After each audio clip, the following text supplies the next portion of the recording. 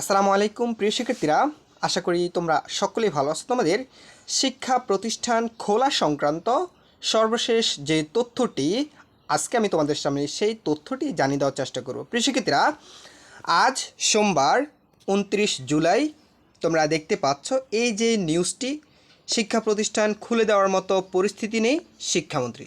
এখানে শিক্ষা মন্ত্রণালয় থেকে তোমাদেরকে যে তথ্যটি জানানো হয়েছে আমি সেই বিষয়টি দেখিয়ে দিচ্ছি।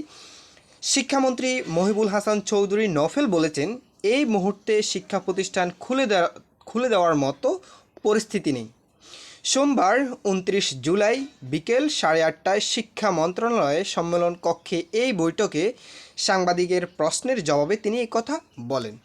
দেখো, এখানে মূলত পরিস্থিতি এখনও স্বাভাবিক না হওয়ার কারণে তারা শিক্ষা মন্ত্রণালয়ের সকল কর্মকর্তাদের নিয়ে একটা বৈঠক হয়েছিল। সেখানে এই বিষয়টি তারা সাংবাদিকদের প্রশ্নের আলোকে পরিপ্রেক্ষিতে তারা এই বিষয়টা জানে।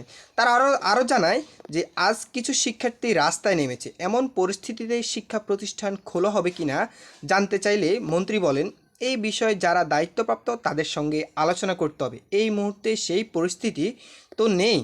আর আপনারা যেমনটি বলছেন কয়েকজন নেমেছে সে বা কী হয়েছে, এই ব্যাপারে আমাদের এই মুহূর্তে আমাদের কাছে কোনো তথ্য নেই। তথ্য পেলে আমরা জানতে পারবো। মূলত তোমাদের শিক্ষা প্রতিষ্ঠান অর্থাৎ এই স্বাভাবিক পরিস্থিতি যতদিন না পর্যন্ত স্বাভাবিক হচ্ছে ততদিন পর্যন্ত তোমাদের প্রাথমিক, মাধ্যমিক এবং উচ্চ মাধ্যমিক সকল পর্যায়ের শিক্ষা প্রতিষ্ঠান বন্ধ থাকবে। সো প্রিয় শিক্ষার্থীরা,